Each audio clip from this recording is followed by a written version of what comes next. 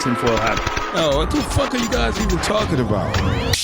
Global controls will have to be imposed, and a world governing body will be created to enforce them. Welcome to Tinfoil Hat. We go deep, homeboy. Aaron, open your mind. Drink from the fountain of knowledge. There's lizard people everywhere. That's some interdimensional shit.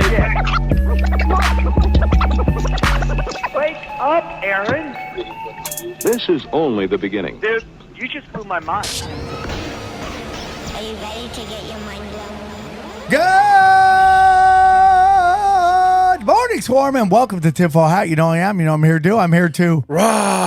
Join me as always, Xavier Guerrero, and my good friend, Jay Nice, Johnny Woodard. Jizzy Johnny. Xavier's my good friend, too. Sam was Tripoli here hosting the show. Yeah. Thank you guys for introducing AI me. George Bush gave him the... Yeah, a lot of that the stuff. nickname. Hey, guys, great episode today. We had Ian Fergurson back from White Lotus of Light. Again, we want to get into Sammy loves Jesus, deep Christian, loving it. We have a great conversation about Molochians versus Luciferians. I hope you enjoy it because I was the whole time giddy during the whole conversation. It's my jam. I love it. Again, so this is if on June 24th, I am going to have my show with Xavier Guerrero, my good friend Eddie Bravo, and we're going to be at the end of the South Bay. It's a punk rock club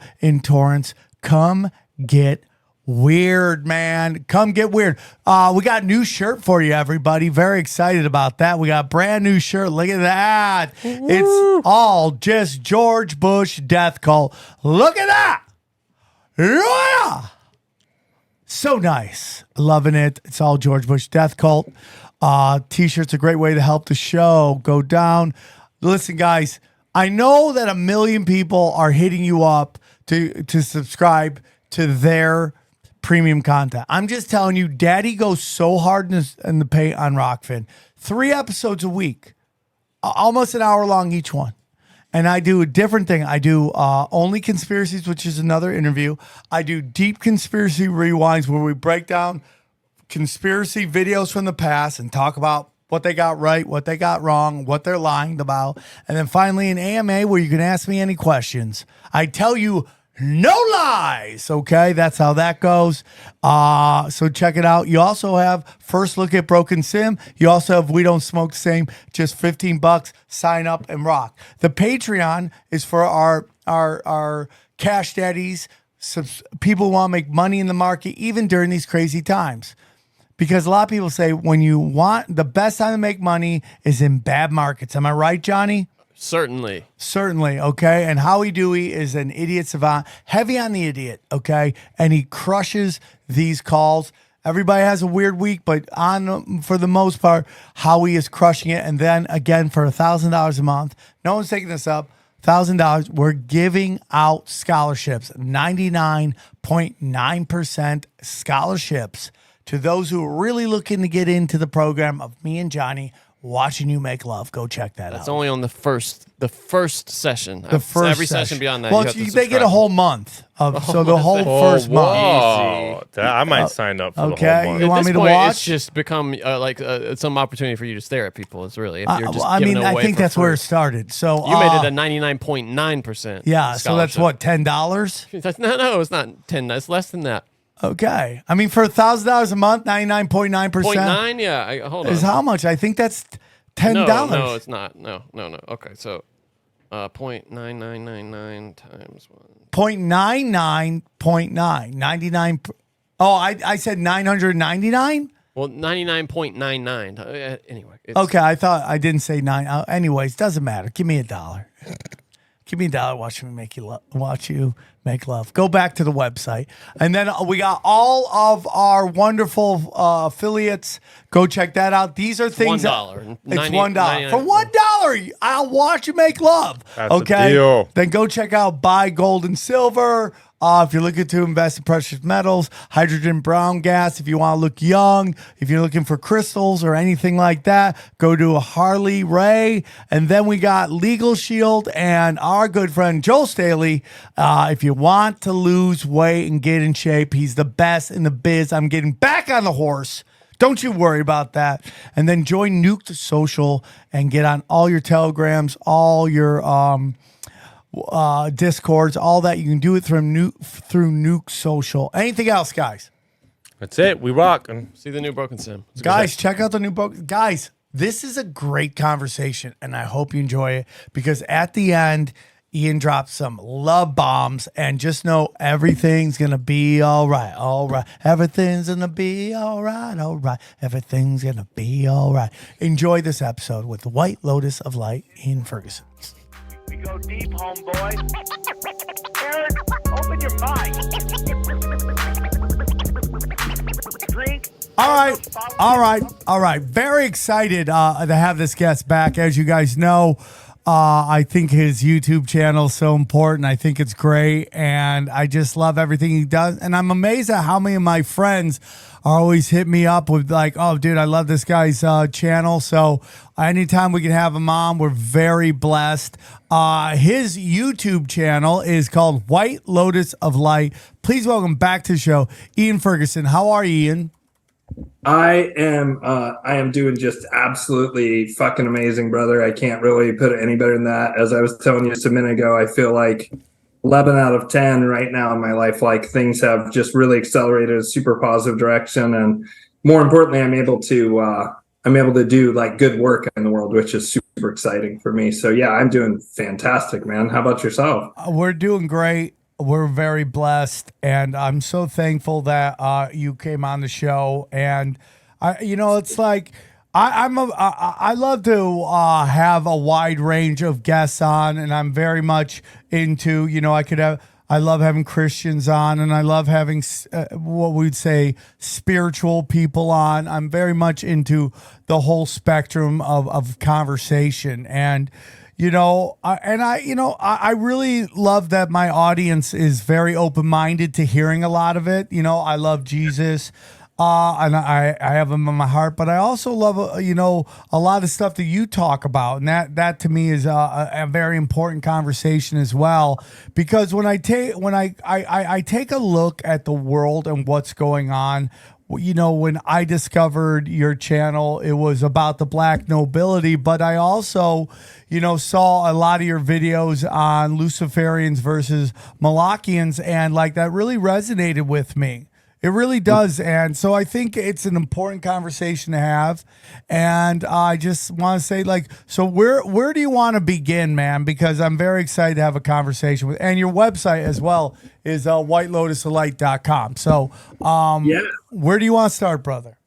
Boy, man, there's so much to talk about, Sam. Like, I can't help but note, in that episode we did, back in early mid-January, we're talking about like where things might go from here in terms of this conflict. And I guess I'll real quick to viewers who haven't heard this concept before. I like to sort of divide the planet on a consciousness level into three main groups of consciousness. And that would be people who I feel are like us, who are aligned with what I call this most high impulse, which is basically people who understand the core teaching actually of Jesus, which is, in my opinion, is love thy neighbor as thyself, which means not, hey, my neighbor Ron, he's kind of an asshole, but maybe I'll bake him a pie anyway, right? No, I like pie, Ron will like pie. No, it's actually recognizing that you, Sam, are an aspect of God. I'm an aspect of God. This bookshelf's behind me. Everything is part of God. And once you understand that, certain things flow from that. That's where you can want to clothe the people who are without clothes, house the homeless, do all the stuff that Jesus or Yeshua did, just kind of flows naturally from that single fundamental understanding. And so the core philosophy of people who are aligned with most love is, the most high, is love, self-love in particular, and not self-love of a selfish sort, but true self-love where you love thy neighbor as thyself. And so I think that probably a lot of your listeners, even if their day-to-day experience isn't of that, that's what I think a lot of people are shooting for at this point. But the dominant faction on the planet for the past 6,000 years, in my estimation, and based on, 30... Real quick, Ian, I just want to tag before we move into the other groups, but Please. the reason I like what you just said right there is because, for me on this discussion is like, I personally separate the teachings of Jesus and the Bible from organized religion. Like, to me, that's a big differential. And I always want people to understand that, like, it's like Christianity versus the organized church. To me, those are two different things. And, we had Don Jeffries on last episode. And he brought up really well because, we talked about, these nuns at Dodger Stadium and how they're anti-Catholic, and these Catholic organizations are really upset with this nun group, this trans nuns group. But at the same time, there's a giant pedophile problem in Illinois with the Catholic Church. And he's like, well, the Catholic Church is one of the only people that you could talk about. You can't talk about these other religions, whether it's Judaism or Islam. And their problem, I go, that's a very valid point. But it's still happening. But for me, it's like, I don't have a problem with Christianity. I have a problem with the organization that's coming out of the Vatican and what the Vatican represents and what the Vatican really truly believes when you take a deep, deep look at it. That to me is the difference. I love Jesus. I have I'm growing relationship with him and his teachings and his beliefs. And that to me is very important. It's the organization of it is the people who in the name of God tell you how to understand God and do certain acts that aren't of the one, the all, and of God. So that is a very important thing to say, and I'm glad you talked about that. Yeah, and I mean, like, people who are aligned with the Most High faction, if you want to call it that, which I see both conceptually, the universe is multidimensional in nature, which is to say things aren't one thing or another. They are very often many things all at once, right? In fact, a lot of esoteric texts are encoded by having words that have several meanings, and then depending on your degree of initiation, you get those deeper meanings down the road. But an apprentice might look at something and get a very different reading of it from a master, right? To where they could almost even be diametrically opposed. In fact, some of the secret societies they have cores or layers that are built on that exact principle. But that principle of those writings applies to the universe, the physical universe, and our experience of it. And so you can conceptualize this in terms of it's a level of consciousness, and you can also say that there is a deity who I call the Most High, because in my estimation, and again, everything I say, you can resonate with it or not, and you should only take what you resonate and leave the rest. Maybe look into what I'm saying for yourself, explore it for yourself, see if it fits for you, and if it doesn't, just leave it. Doesn't matter. But my point of view is that there is a deity which is the most harmonious, positive aspect of the ultra mega creator, which is both good and evil and nothing and everything.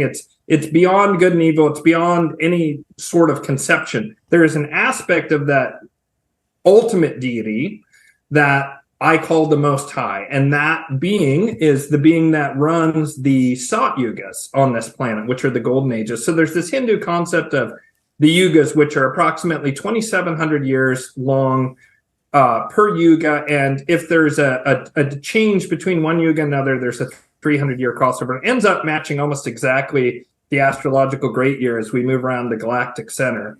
And during different yugas, there's different states of consciousness as a general rule. And we're in what are called the Kali Yugas. We're just about to leave the ascending Kali Yuga and go into the Dwarpa Yuga. So the Iron Ages, we're going from the Iron Ages, which is the lowest of low consciousness. It's Molochian consciousness, which I'll get back to in a second. And we're moving from that into the Dwarpa Yuga, which is the Bronze Age. And then there'll be a Silver Age, and eventually there'll be Golden Ages, and it keeps cycling over and over. And it's kind of like the spiral dynamics a bit of Ken Wilber, but on a collective level. And part of this understanding does require, I guess, to some degree, a concept of reincarnation, in the sense that in order for the system to make sense, you have to understand that we're reincarnating, and our souls are learning over the course of many lifetimes. So during this past 6,000 years of the Kali Yugas, in which are about to end, the being known as Moloch and or Molochian consciousness as a vibrational state or consciousness state has dominated the planet. And so what that looks like is chaotic duality. You're either with me or you're against me. Yes. Thing, right? And unfortunately, that chaotic duality has gotten into a lot of the Abrahamic faiths. That said, people can be of the most high consciousness and be not associated with Christianity or Judaism or the Abrahamic faiths whatsoever. They could be Hindu, they could be Shinto, they could be just spiritual and not feel that. There's maybe some people who don't even really consider themselves to be spiritual, but they naturally are their brother's keeper, all that kind of stuff. They're naturally just good people, and they just don't conceptualize things in that way. And it kind of doesn't matter on a certain level. The flip side of the coin is I do also believe that there is a literal being that is a lower astral intelligence, the lowest astral intelligence, that is known as Moloch. And that is simply one name. It's the name that the Jews gave to Haman Baal, which is the god of the Canaanites, the Phoenicians, and they also worship the same god, Haman Baal, in Carthage.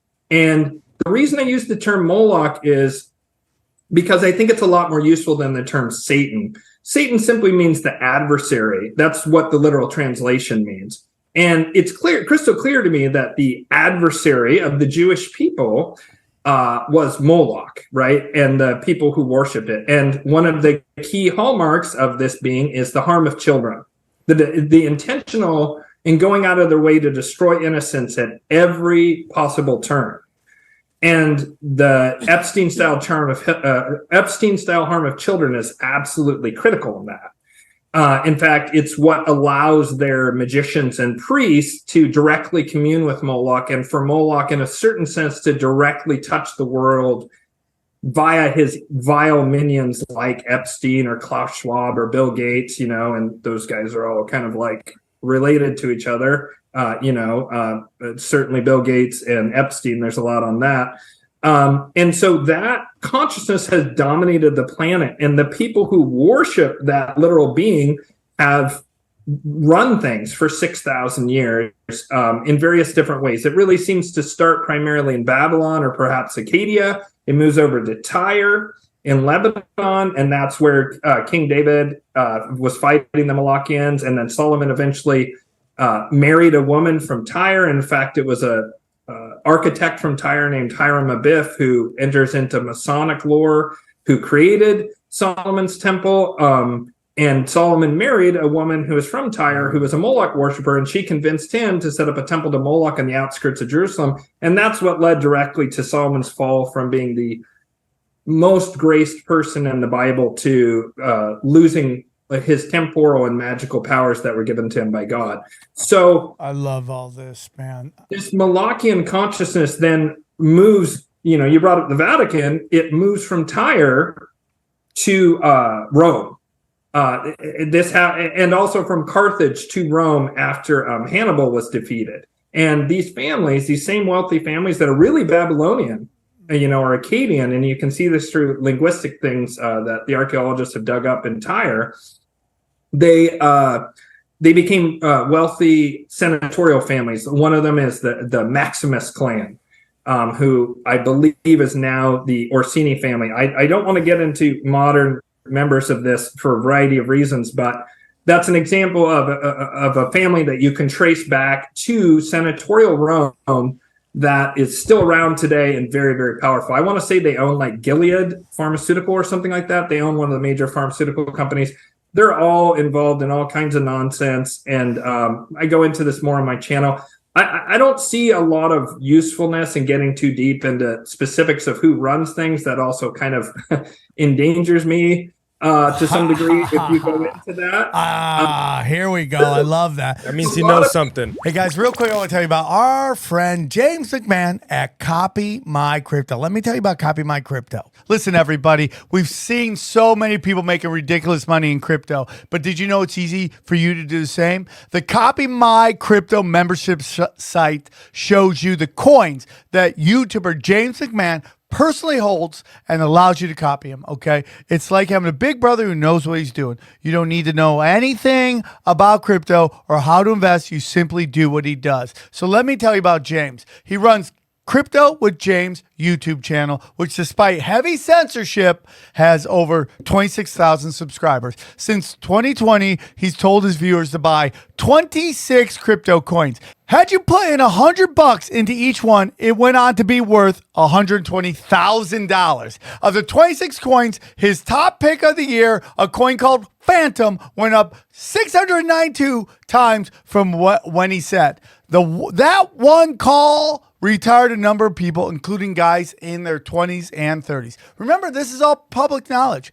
You can go to YouTube and verify for yourself. So if you'd like to join the 2,800 members who copy James, then stop what you're doing right now and head over to copymycrypto.com/TFH. That's copymycrypto.com/TFH. That's TFH. You'll not only find proof of everything I've said, but my listeners gain full access for just $1. Once again, that's copymycrypto.com/TFH. The recession is here, guys. You can suffer like everyone else or choose to thrive. James is a real deal. Go visit his site now. One thing that we had discussed 2 episodes ago. It's very interesting, Ian. Whenever we have this one woman on, her name is Mel K. She does an episode. She will mention this one family, and we won't mention it. And literally the next week, both times, we have like the tech gods come after us, like hardcore. Like they just the first time she was on, I got 1 week Apple, Facebook, Google, and Twitter all came after me. And then just now, after this week, through Lipson, they say, but my episodes on 3 of my podcasts, 2 of them are on Lipson. It can't just be Lipson, yeah, because it was on Spreaker, too. Right. So, have had some issues. So I find the reason I bring her up, and I'm not going to say the name she said because we will never say that name again on the show. You guys win. I'll never say it again. Is that she has been talking about Switzerland and what Switzerland represents, and not to get too much into who's power, but as much as I hate social media, I do love. There's some people that are really good at getting information out on social media, and a lot of people have been talking about whether Switzerland is the entrance to hell. A lot of people are, or these lower realms, whatever you want to believe it is, that all the Bible gives clues to where it is. And then you have like CERN, you have the Bank of International Settlements. I think the Club of Rome moved from Rome to Switzerland. Do you have any thoughts on that? Yeah, man, I saw a pretty compelling thing recently saying that the seat of Satan is in is mentioned in the Bible as where someone was martyred, and it was interesting because he was martyred in that he was put into I want to say he was put into like a metal thing that was shaped like a bull.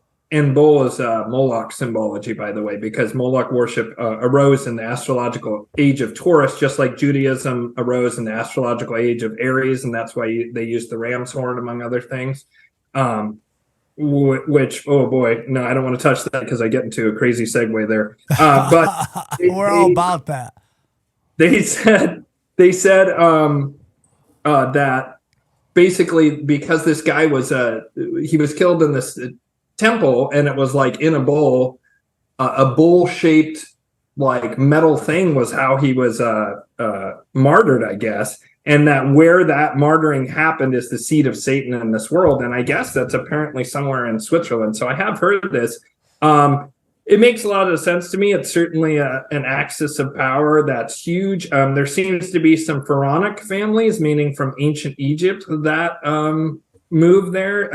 I found a channel long ago talking about Switzerland specifically and showing the incredible amount of Egyptian iconography and all sorts of like old, they look like Swiss buildings, right? But then the stone part will have like, the winged disc or various different like obvious Egyptian iconographic stuff. And so, I mean, I don't know. I mean, there's people who say that there's some sort of physical incarnation here on Earth. I'm not sure I buy into that. It being like a ritual center and like a ley line, a energetic center, I think that makes a lot of sense to me. Certainly, most of our problems currently seem to be emanating from Switzerland. And Yes. from Davos, right?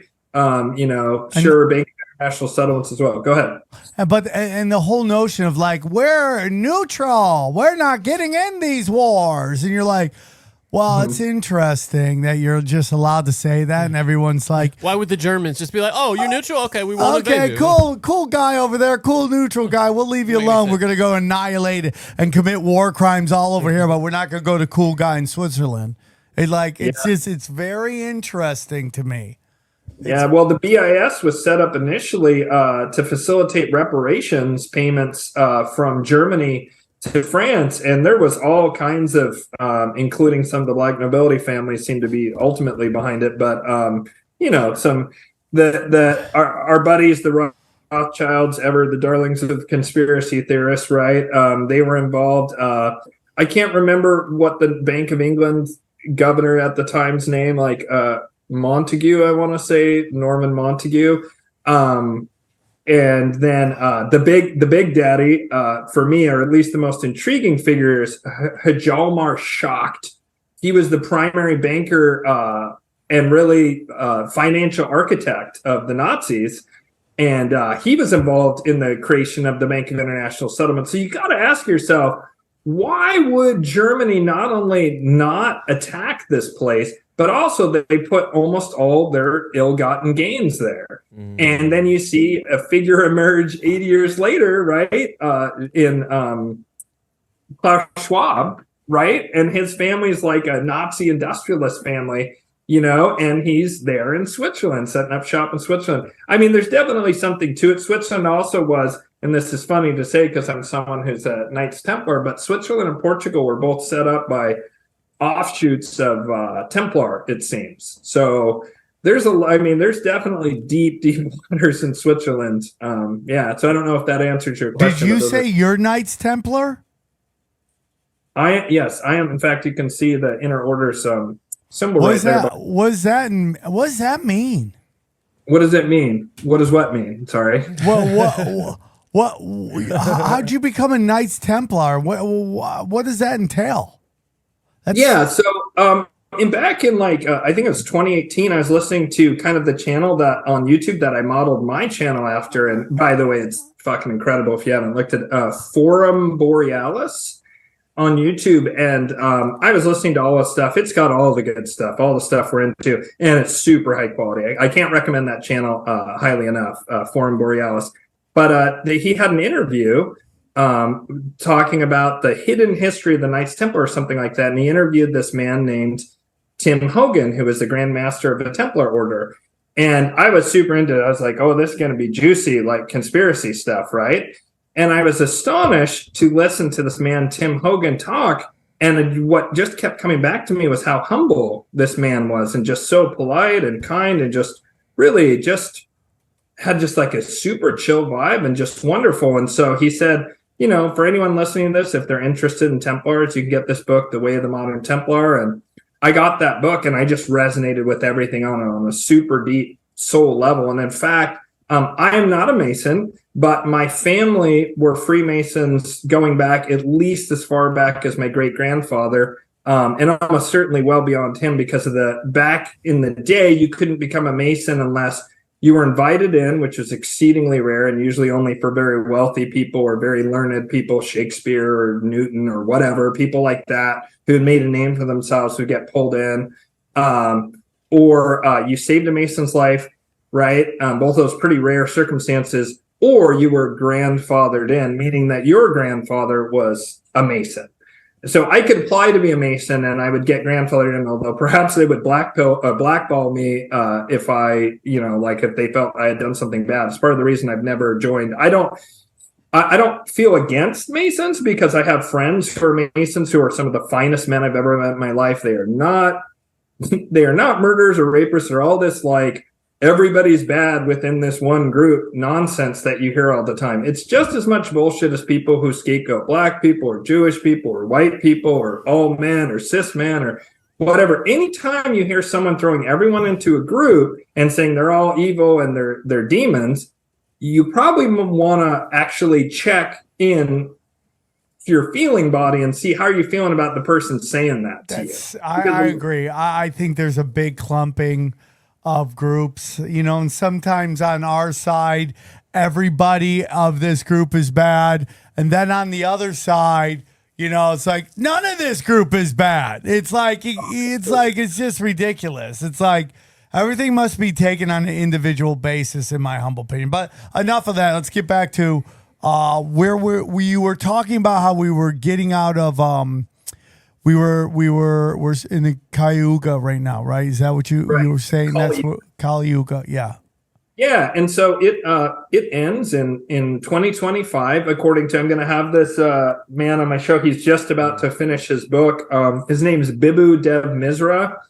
And he did this really exhaustive study of all the different theories out there on which, when the different yugas began and ended. And I had been searching for like a decade. I'm a Vedic astrologer, among other things. And so I had been searching for like a decade for someone who came up with a yuga system that like intuitively made sense to me, that I had that, like the internal validation, the claircognizance in my case, but just that feeling of this is it. And in 2000, probably 17 or 18, I found his work, and he had written it back in 2011, and he went through every iteration of the yuga system, and he came up with 2025 is when the Kali Yuga ends.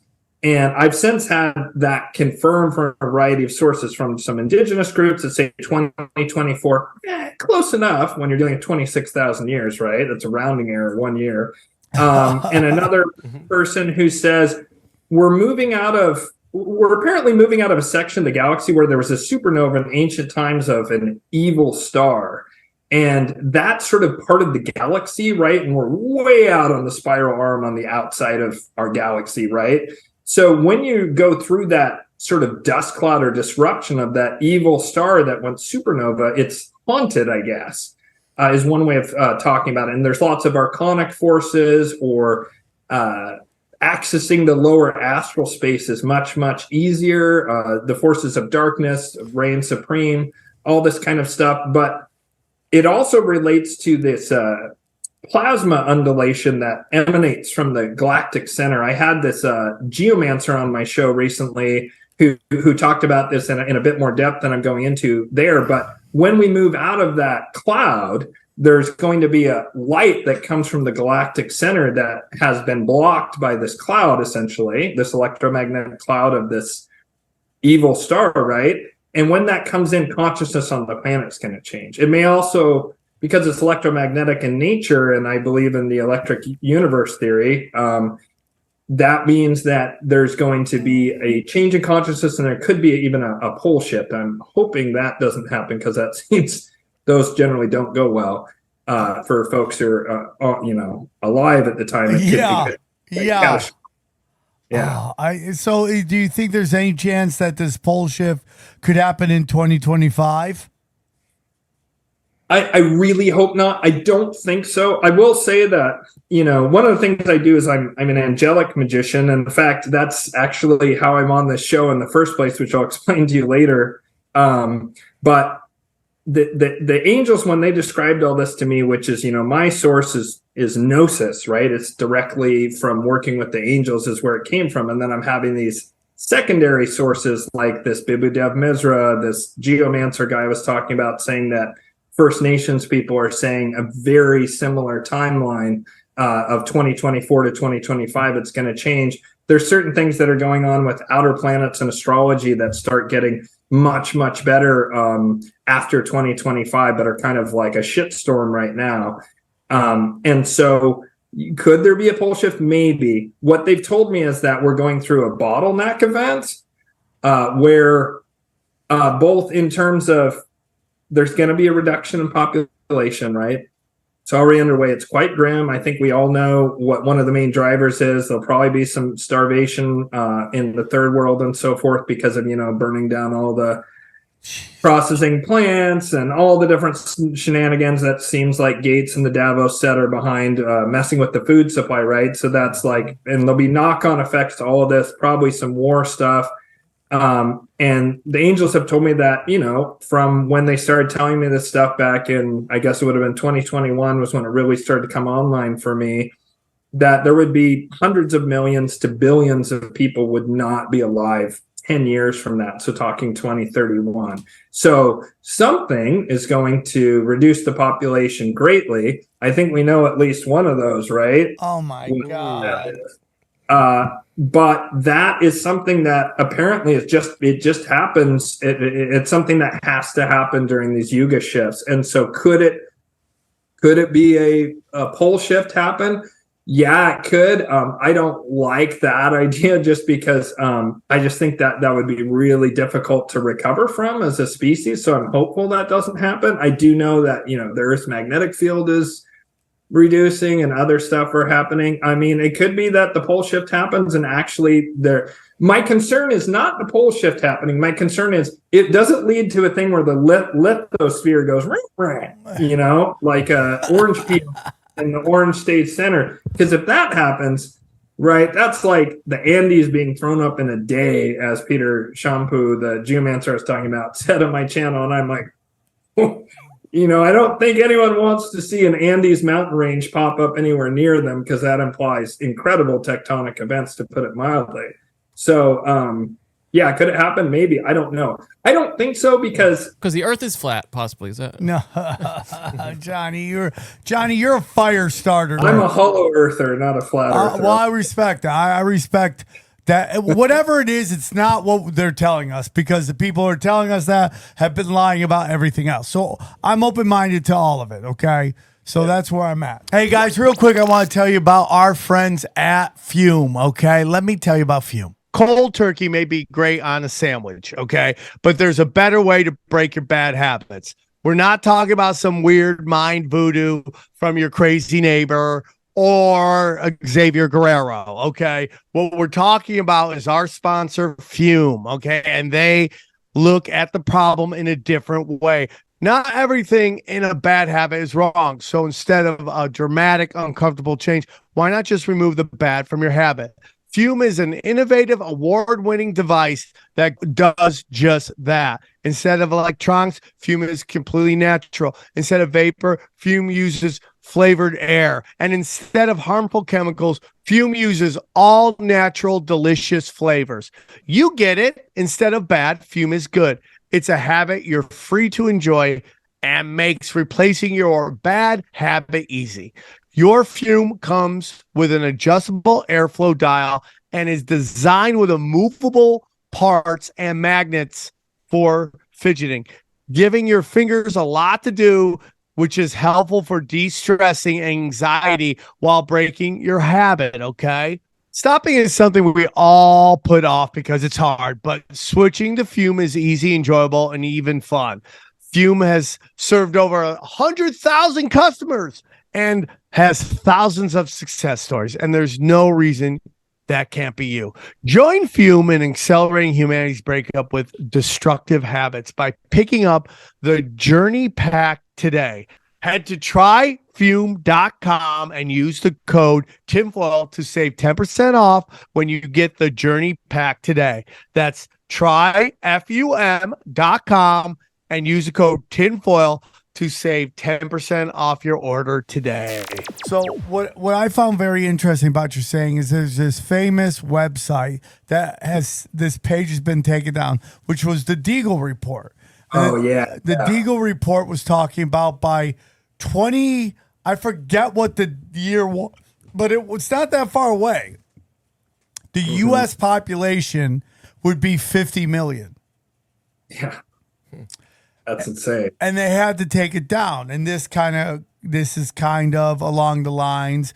And this website was known for being kind of a intelligence data website for intelligence agencies. But it was very weird that it was allowed that everybody could access it, but they've taken the page down. And it caused quite a stir that by this date, and I want to say 2025 too, but they were like by this date, the U.S. population would be 50 million, and I was like, oh shit! And so this kind of fits into what you're talking about as well. I wonder if there's also like, do you ever get into the idea of NPCs? Ian, do you ever think that there might be NPCs out there? Are you talking about this idea of like soulless humans or something like that? Yeah, around? Just like these people who are just kind of like when you play Grand Theft Auto, you know, you just see the hooker walking down the street, and then every time you drive by there, she's walking the exact same way each time. But it's just, you ever watch this people walk? You're like, wow, they walk like Grand Theft Auto. Dude, I saw a guy that was just walking into a wall over and over again the other day. I took a video of him. He's just like laying against the wall like this, like just. I see that at the airport all the time. Just people, boom, walking into the wall. I mean, he was just standing there facing the wall. It was really bizarre. Anyways. Wow. That sounds like that. Some of that. There's some weird drug stuff going on. I know up in Seattle because of there's some kind of new drug out that. Yeah. Flocka? No. I don't know what it is, but it's in Philadelphia as well. And you just. Oh, really? Yes. That's the big place where it's at. You're right on with that. Yeah. It's something. Who knows? It's some god awful thing. Yeah. So NPCs. Well, first of all, again, I think it's important that we always have, even when we're talking about like really insanely vile groups like the Venetian Black Nobility, I think you have to remember not to demonize people, or in this case, dehumanize, right? Because if we believe that people are NPCs, well, one of the first things that's going to happen is we're probably going to like have less compassion, especially if they're saying stuff like, I think Biden's the best president ever, right? Like that's going to right. very quickly, I'm going to be like, oh, okay, yeah, we might have some problems here. But I think it's dangerous to go too deep in that mentality if you start dehumanizing people. That said, the flip side of that coin is also, while maintaining compassion, I've been told by the angels that those kind of people you're describing have incarnated on the planet at this time to create sort of depth of experience, to create the drama, to create like sort of a countervailing force to the people who are more spiritually advanced souls, right? Which isn't like hey, I'm better than you. It's more like you can't expect a 26-year-old grad student to be at the same place evolutionary as a kindergartner, right? It would be insane to think that. And you also can't be like, well, a grad student's a good person. Look at these pitiful kindergartners finger painting, right? You got to be careful with that kind of mentality. So that's not what I'm saying. What I'm saying is there's a group of souls on this planet that are much more ancient, that are much more evolved, that are much more involved in what's occurring spiritually for the collective. And then there's the vast bulk of humanity, which is they're newer souls. They're sort of like just getting on the on-ramp of the freeway and trying to like get up to speed. And their job right now is to create the human drama in many ways. And so they're sort of like pawns. They're the guys in Saving Private Ryan when Tom Hanks is running up and all the guys around him are getting shot, right? Like there's no drama for Tom Hanks' character. And oh God, with some of the revelations about him, not a good example, but here, let me use a better example. There's no drama in Braveheart with Mel Gibson, who will trigger a completely separate section of your audience now, with him running in Braveheart to fight the English. If not all the guys around him are getting stabbed and killed and get their head chopped off, there's no drama there, right? There's no feeling of risk. There's no feeling of being like really immersed and really like this matters, You need that scale of sort of the extras in the film of life, if you will, to do that. And so those people have come. I mean, some of these people are my family members. I have family members who are in that mold, and I love them very much. And I'm with you, dude. I'm with you, man. I don't think some of them are going to be with me in 10 years, unfortunately. Sorry, go ahead. No, I'm with you, man. And it's very interesting because I remember like just having this feeling watching the news. There was a crazy story about some multiple murder going on. And I was just thinking, like, what if all of that on the news and all the bad things that happen, so much of it is like happening to NPCs to create texture in this world for what Ian's calling the enlightened souls. And not that they're not important people or that we don't value them or anything like that. But what if they are the texture to this realm that we are in right now to create what Ian was just talking, drama and situation for the enlightened souls to go through and experience and learn these, to deal with the karmic effects of past lives and experiences. Yeah.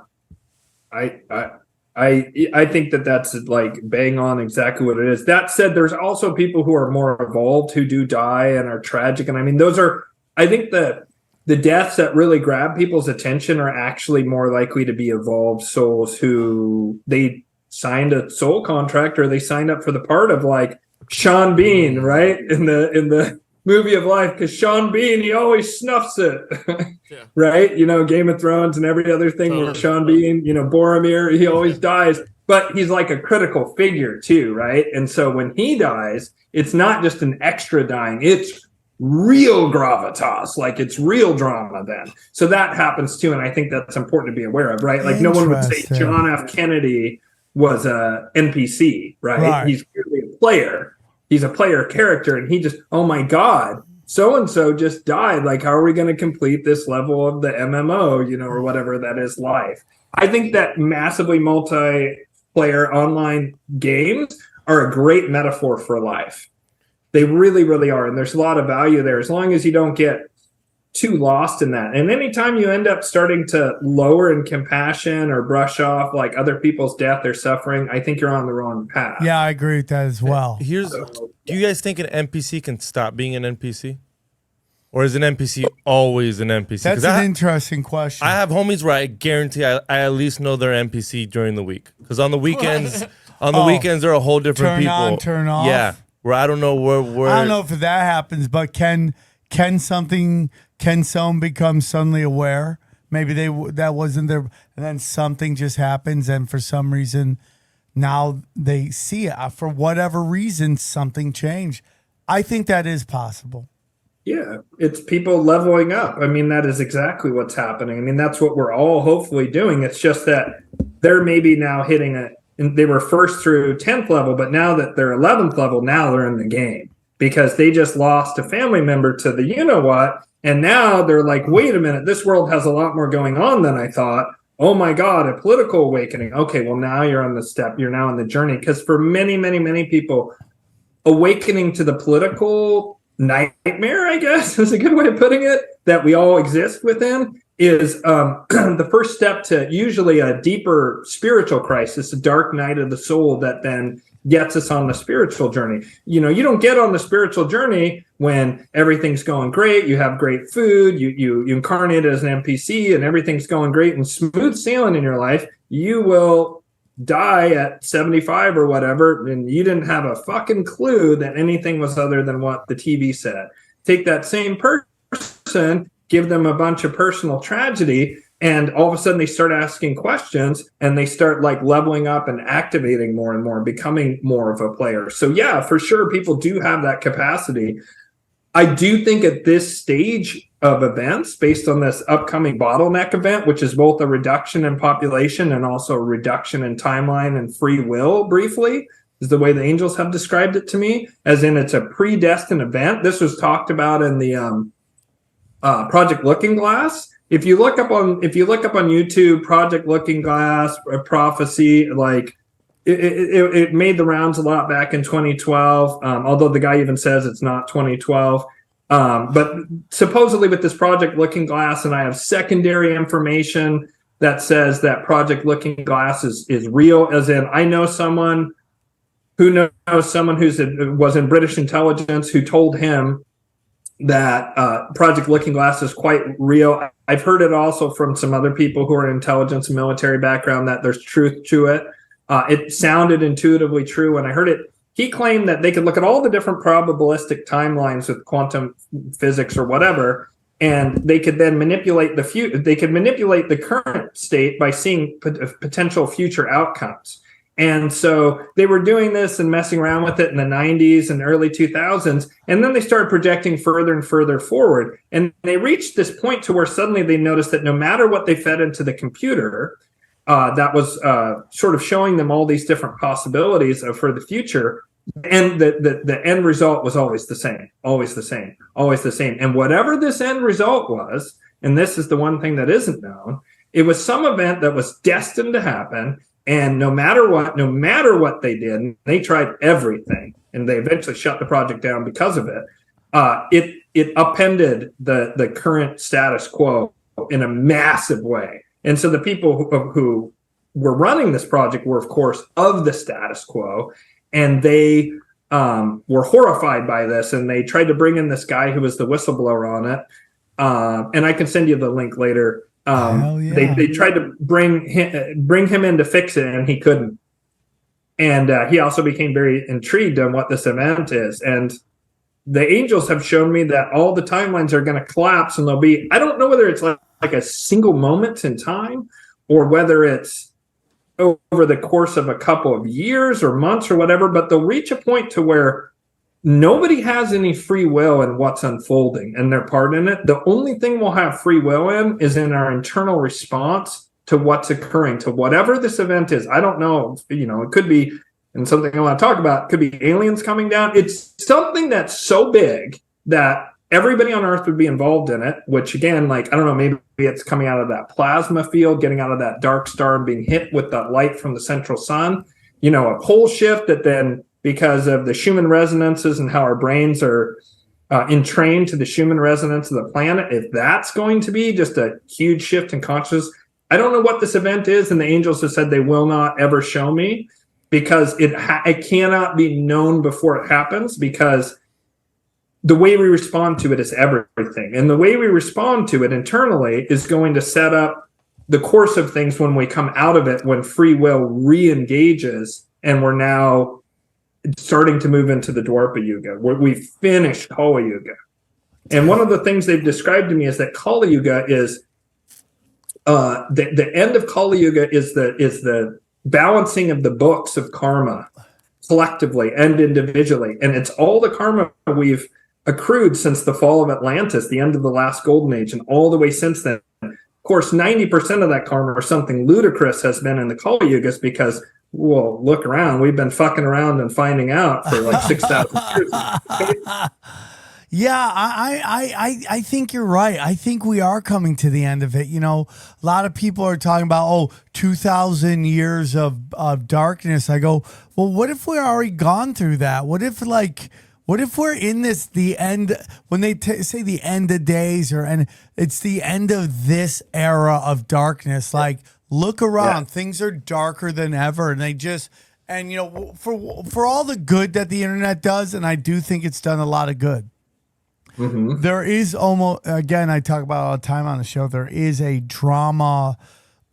It delivers drama and trauma on a very large scale. You hear about a lot of things that you would normally not know about. And I think that's all part of it as well. But with that said, it's also allowed a lot of us to come together and start to see what's really going on. And people like you, Ian, and this show and our friend shows put out information that help people see what's going on and waking up to it. Now, I just want to get back to, I know it's really early. Did you get over the politics of in the war between Luciferian and Molochians in politics and financial world? Did you finish up that point? Because I was really interested in that. No, I didn't. We've been jumping all over, but that, hey, that's a good conversation, right? When you're moving all over the place. So the Molochians are they're into slavery, pedophilia, parasitism. They're very much a hive mind mentality.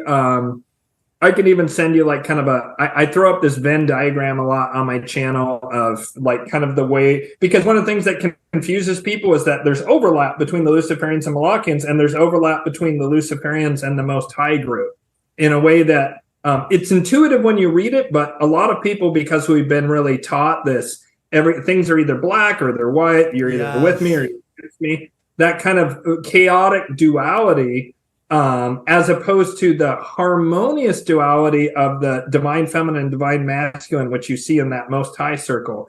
But there's this crossover phase shift between this horrible darkness of Moloch and the true light of the Most High, and it's the false light of Lucifer. And according to the angels, it's natural law that during the Dark Ages of Kali Yuga, Moloch rules and Molochian consciousness rules. And during the Bronze and Silver Ages, Lucifer and Luciferian consciousness rules. And then during the Golden Ages, the Most High rules in that consciousness.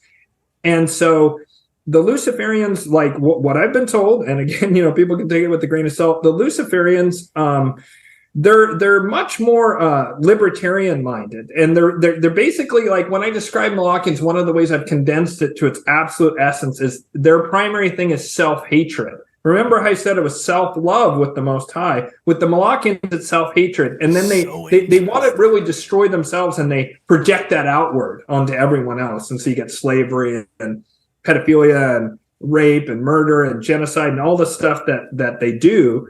But the Luciferians, it's narcissism. It's what about the guy with the thumbs? What about me? The positive of that is it's the maximization of human potential. Lucifer puts man at the center, right? Instead of the devil being at the center and thinking that there's only the material and there's nothing, which is Molochian, the Luciferians say, well, isn't it your turn, humankind? Isn't it your turn to like have super high tech and, this libertarian model of like, if you work really hard, meritocracy, rule of law, you can get ahead because, hey, you're doing it. You're the best our species have to offer. And let's keep punching through envelopes. Let's just keep getting better and better and better. It's hitting the gym and taking that gym selfie and TikTok and Instagram and all that stuff. And narcissism used to be considered very bad, even when I was a kid. And I know we're about the same age, Sam. Didn't that shift about 10 or 15 years ago? All of a sudden, narcissism was good. Yeah. Believe in yourself, pushing hard. It gets into that, what was it, Money or Wall Street? Greed is good. You remember that? Greed is good. When That's funny though, because he was the bad guy in that movie. The greed is good thing was but people have taken that to be a positive. 100%. Like American Johnny. Psycho. People don't realize that's a satire. No, how about Wolf of critique. Wall Street? When what Matthew McConaughey's thing is like, our whole thing is we're making fun of him. Taking your wealth. We want to take their wealth. And I remember Bill Burr had a really crazy reaction to that, and he was totally right about it. He was like, these guys are trying to act like they're gangsters and shit. They're stealing people's money. So I love this conversation because I find myself conflicted sometimes, right? Because I want to be of the highlight, right? The highest self, right? And that's why I believe in like abundance and giving it away. And, we were having conversations last night about, when my friends go on the road and what they charge. And I'm like, people work too hard. I don't want to charge people a lot of money. I'm very thankful that they listen. And I want to keep it like to a price that they feel like they're getting value and I'm getting value. And then you got his managers saying, no, Sam, no. And you're I have people like, no, dude. I mean, like, and again, my dad said there's nothing wrong with making money. But when I live in this kind of world where it's like, I also have this thing where it's like, I don't want to tell people how to live their life, okay? I have this rule, and it's like, as long as you're not hurting children, you're doing stuff with consenting adults, you're not going to have issue with me. I believe there's moral stance and a legal stance, right? Like morally, what do you want to do versus, and your connection with God versus legally, what should someone be allowed to do? And I think legally is like, Like, as long as you're not hurting children or stealing from people, you're not going to have any issues with me. Also, you know, it's like I don't want the government telling people what to do with their bodies at the same time. Like, I'm not going to flip flop on that. Now, I'll sit there all day and tell you why people should bring children to birth. Like, and I could also tell you what happens when children get brought into this world and no one cares for them. I could have this conversation with you, you know? So I go, if I'm like living your best life and you do your best, is that Luciferian? Can I be of the highest love that you describe of, or is that Luciferian? When I go, you know, you live your life, you do you, as long as you're not hurting people, I don't care. Is that anti-God?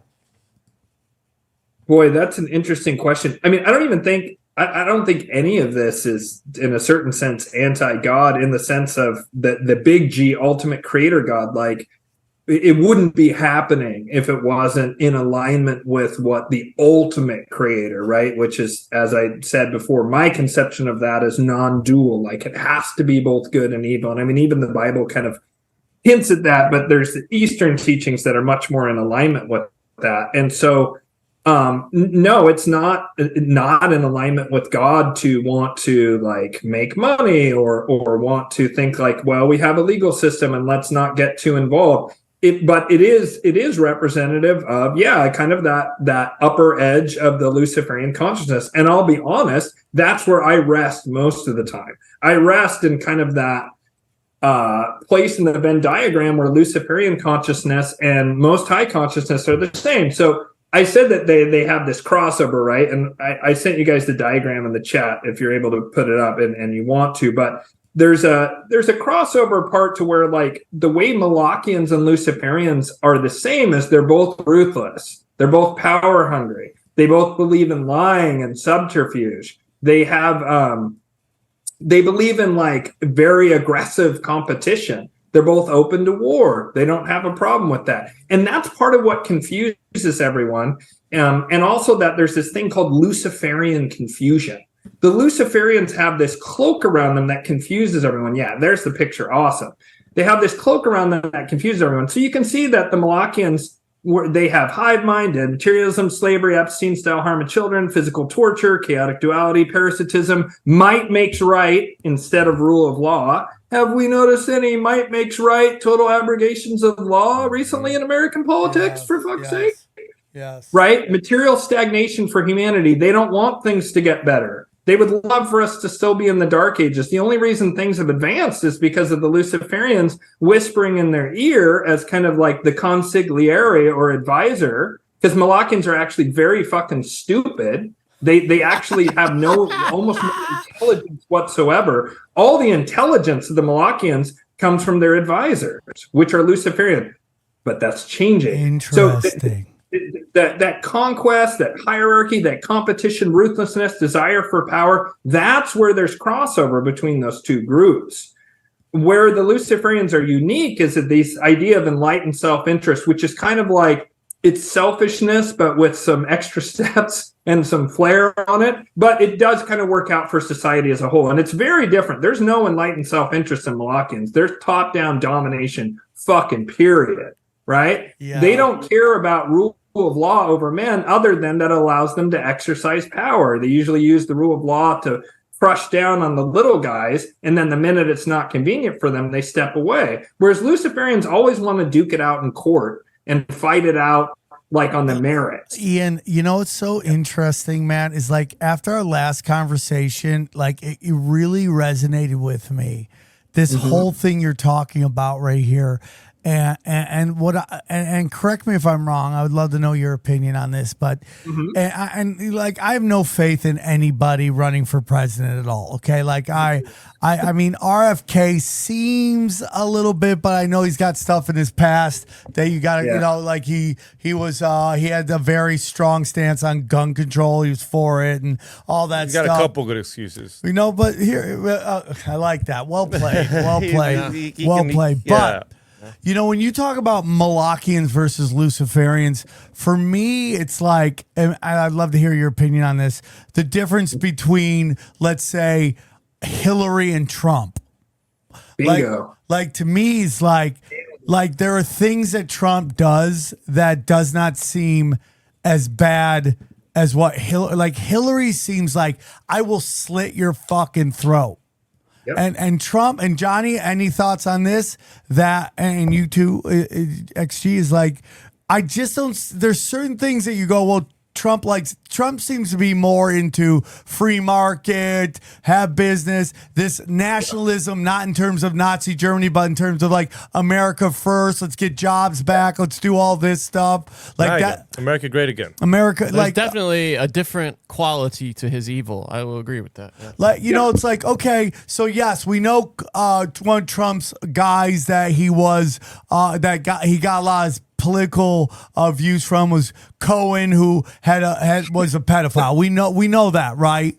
But like, there seems to be a general war, a real war between what I think is, like I say this all the time, an organized crime guy like Trump versus like satanic pedophiles, that is Hillary, Obama, George Bush Sr., that shirt that we sell, which is, it's all just George Bush death cult, like that group.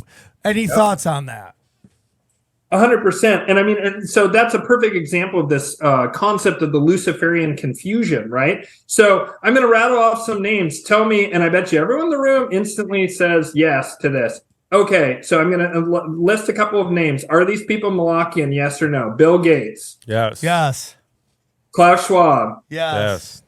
If you know who he is, Augustin Carson's the head of the Bank of International Settlements, that fat fuck. Yeah, I know exactly what you're talking about, and he is a fat fuck, and yes.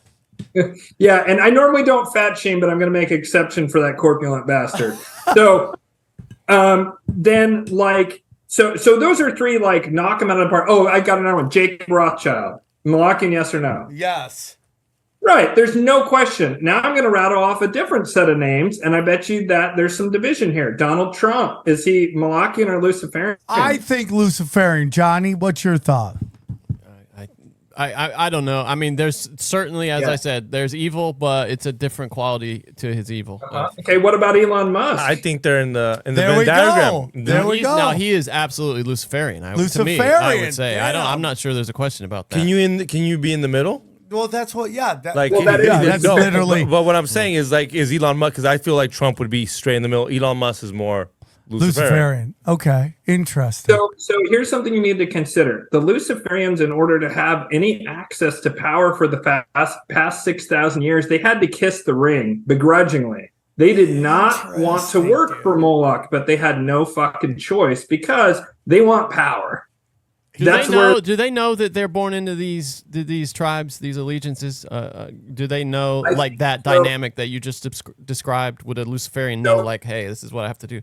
Some of them, yes. In fact, if you go, I just found this the other day. It's just shocking given that I talk about this all the time. But I found this, like, explain philosophy hub or something like this. Explain Luciferianism. And I was shocked that it matched exactly the way I describe these people all the time. And that's the way that there is a semi-organized religion around Lucifer that is, it's very different. One of the things is they do not like Satanists. And they say that in there. We're not Satanists, nothing to do with Satan. We like the higher ideals of the way Lucifer is described in the Bible, not Satan, and Lucifer is, different, blah, blah, blah. So my point that I was going to make is when you say names like Elon Musk or Donald Trump, or let me think of some other ones, Jamie Dimon, perhaps, although I'm on the fence about it, but there's all these different people to where even that chick that Elon Musk recently brought on, right? She's WEF. Holy shit, she's WEF. That's immediately anyone who has anything ever to do with WEF is evil for fucking ever. No. The Luciferians are deeply embedded in the national security state, the military, the fucking financial system, the tech, big in tech, right? NSA everywhere. Like, I consider NSA Luciferian and CIA Molochian as a general rule. But there's crossover between those two. And both those groups also have some small amount of Most High people in them. So, like, even that no group is like just completely homogenous, and anyone who's telling you that, whether they realize it or not, they have that Molochian consciousness of chaotic duality of you're either with me or against me. It's black Yes, dude. I'm totally with you on that. I'm seeing this all the time, even on a street level.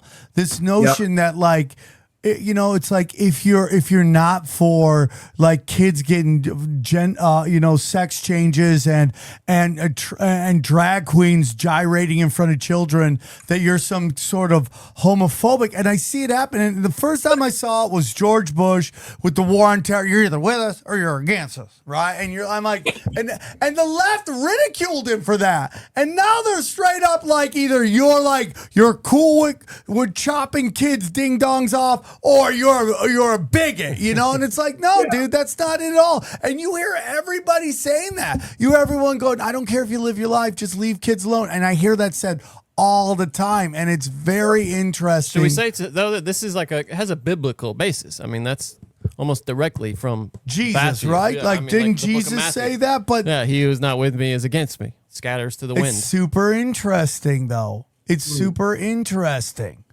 But you always got to take the Bible with a grain of salt, because they went through and they edited the fuck out of that and changed it so much.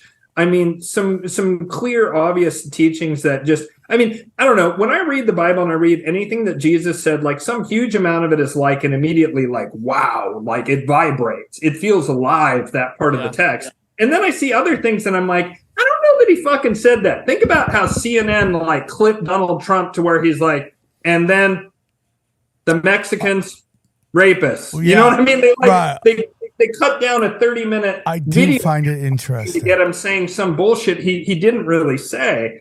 And so imagine that you had 2,000 years to edit Donald Trump clips, and you would have a similar effect to the Council of Nicaea and a bunch of other times that they edited it. So I'm dubious of things like that. And also he might have been saying it on an esoteric level as well, as opposed to a physical or political level. It could be one of those symbolic teaching things. The story of the prodigal son is not about a dude who literally went out and spent all his dad's money and then came home broke and his dad loved him more. That wouldn't make any sense, right? Why would the dad love the guy who spent all his money instead of the kid who stayed home and worked hard, which is exactly what that guy's complaint to his father is. No, it's a metaphor. It's a metaphor for the soul's journey. We're given all this wealth and riches by God, then we're incarnate. We have confusion, we have the veil of forgetfulness over us when we're born, and we go out and we kind of fuck up and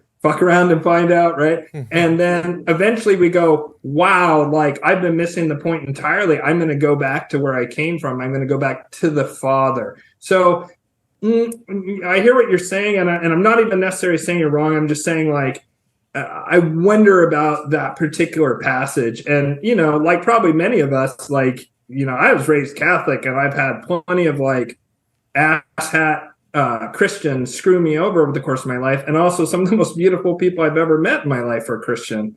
Yeah, so it is interesting. And also, Johnny, that's an interesting thing, because that's been brought up to me before. And there is a presentation of that, but I also go everything to me is context and what's the word I'm looking for? What's the purpose of what you're saying? And that's not the word, but that's what's coming up to me right now. Intention. There we go. What's your intention? And George Bush trying to sell a fake war on terrorism versus Jesus saying, hey, man, I am of the light. I am of my Father, is in different intentions. Can we agree on that? Yeah. Because you could take anything and, it's what is it? What's the intention of it? A gun could be a paperweight, or it could be used to murder somebody. What is the intention of it as well? And again, Ian's totally right. And it is my biggest thing. It's we have to look at everything through the lens of who is telling us this? What is being pushed on us? And it's yes, I love God and you love God and we love Jesus here too, but we have to understand that there has been a mechanism. I mean, just the episode we talked about 2 episodes ago with Cosmic Julia from Cosmic Peach. We were talking about the purposeful putting in of controlled opposition to steer. Johnny, your own thing was like, if you just steer its journey just a centimeter, after a while, where does it end? It ends up way up over here. So that's all. Like this is all this conversation is about. Is like, well, let's have a conversation about like where we are and what's being said and who's doing it. So, you know, like this is like for me, again, everything, and this is why Ian's channel really always resonated with me from the moment I found it, was that like everything to me is energy and vibes. It's like what you just said about the Bible. When you read something, it resonates with you. Then you read something else and it does not resonate with you. And it's just like the things you say on your channel, the things you say right now have been thoughts I've had and have resonated with me. So I do believe there are degrees of this shit. And, you know, yes, Jamie Dimon, I know you mentioned Chase. Chase is paying out almost $300 million to the Epstein victims. But you're right about Elon Musk. You're right. And you know who might even, I don't got to say, because Jack from Twitter seems to be embroiled in some crazy shit as well. But there's plenty of people, like you might even say Jeff Bezos might be a Luciferian over a Molochian because of, you know, like he's kind of jumped out of it, right? He's kind of gotten out of like the whole game that's being played. And he was just like this super focused guy that was trying to make as much money, but he doesn't seem to be involved in a lot of this other stuff that people on his level seem to be involved with. I could be wrong about that. Yeah. I could be wrong.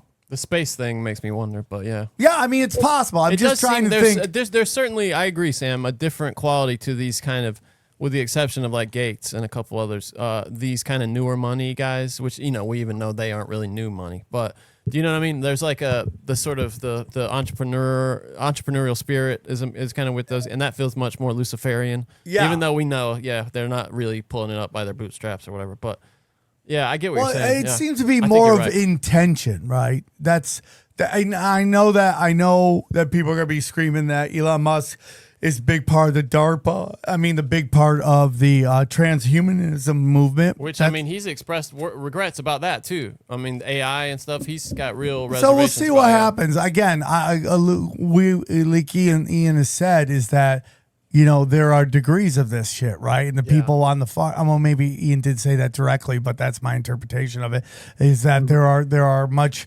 darker, deeper depths of this dark side that everyone is in. And it's just like, I don't know, man. I don't get the same vibe from Trump as I get from Hillary Clinton. Even if you told me Trump gave these people weapons and all that stuff, like Hillary just seems like has like 60 friends who've killed themselves. That seems like way worse than anything I've heard. I mean, up there with what Trump is. Again, no, I'm not saying any of these people are perfect or that you should trust any of them. I'm just saying that there seems to be degrees. When it comes to the royal family, what are they? Molochians. Molochians? Yeah. Molochians. Yeah, definitely. What I was trying to illustrate earlier when we kind of had division on like what groups are in, and that's interesting that I put Bezos personally in the Molochian group because of a specific... interesting. So Musk takes over Twitter, and within 2 weeks of him taking over Twitter, there was even like left-wing associated child harm, child trafficking watchdogs that begrudgingly had to admit that Elon Musk basically removed pedophilia from Twitter, like, or at least like massively cleaned it out. Maybe it's not perfect, but it's night and day. And for whatever reason, magically, nobody could fix it for, you know, the first 12 years or whatever that Twitter existed. And Musk takes over, and 2 weeks in, it's gone. And remember, from a spiritual point of view, the harm of children is required. Okay, I'm listening. By law to anchor the energy in the world. So that's kind of like Musk is sort of revealing himself there. Now, consider for like a decade, Musk was the head of Neuralink, right? The brain chip, which is a cornerstone or keystone to the Great Reset plan, which is the Molochian plan. They want to freeze everything in a certain way so they can continue to dominate. So in December all of a sudden, out of the blue, Bezos and Gates found a new corporation to create a brain chip. I think that Musk is an actual knowing Luciferian. I can't prove this, but I strongly suspect it. There's a lot of stuff that hints at it. And I think that as in he straight up worships Lucifer, and that he's just, at a bare minimum, he personifies that vibe 110,000%. And I think that he slow rolled his job out of Davos that was delegated to him was he would be the brain chip guy, among other things. And I think he slow rolled it. They kept having problems. Oh, we can't do it. Some of the monkeys died. Oh, blah, blah. Oh, we're going to roll it out. Oh, it doesn't happen. Blah, blah, blah. And you see a lot of this kind of action from the Luciferians where they trick the Molochians by they're like, oh, I'm sorry to use a bad term. I'm going beyond the pale. I can use that term. I'm going beyond the pale. I'm doing something good. And then the Molochians are like, we're going to crush. And then you go, oh, no, I'm sorry. I had a momentary judgment lapse. I'm back on the WF platform. I'm having this WF woman come in, which I'll get to in a second. But I think he intentionally slow rolled that brain chip with no intention of doing it. And the Molochians realized this, and so they inserted Gates and Bezos to do it. Right after that happens, right, because that was December of 2022, Musk comes out and says, fuck the World Economic Forum. They're a bunch of unelected bitches. Nobody wants these guys, and fuck them. And he doesn't go to Davos this year, but he does go to the World Government Forum. And what does he say at that? He says, we need to have a multipolar world. We need to have, like, people who are on the ground have to be invested. We can't keep centralizing stuff. That's a brittle system. It doesn't have any stability. He made an appeal to the wealthy people in the world of why we shouldn't go down this road of a hyper-concentrated, Great Reset type model, and that we needed to go in a different direction. And he got scattered applause at the World Government Forum, which is kind of shocking because all those people had to know Molochians don't accept failure pretty much. And the reason that that Musk was able to do what he was able to do was because I think he's protected by the Luciferian faction, number one, meaning that he's a made man. Like in the mafia, if you have two different mafia families fighting, you can kill as many little guys on the ground as you want. Just go nuts. Just kill them all. We don't give a shit. The little guys who are the thugs who break people's kneecaps and rob places and go, hey, I sure would hate to see something bad happen to this here's business. Yeah. Right? Those kind of guys, you can kill all you want. Yeah. When someone becomes a made man, they've done enough work and now they're a made man. If you kill a made man in the other family, if you're an other family and you kill another family's made man, that's war. That's a declaration of war. You can't do that.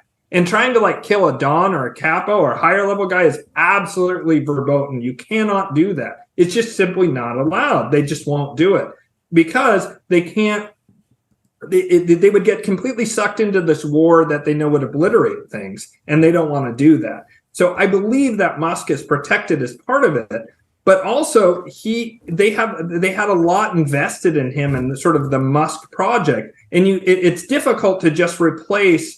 When you've made a project like wrapped around a figurehead's personality, it's difficult to just swap them out and drop another person in. And so he, I think, wanted to get them off his back after dropping all these bombs on him. And he brought this WEF lady in to be the new head of Twitter or whatever, the CEO of Twitter, but he still is above her.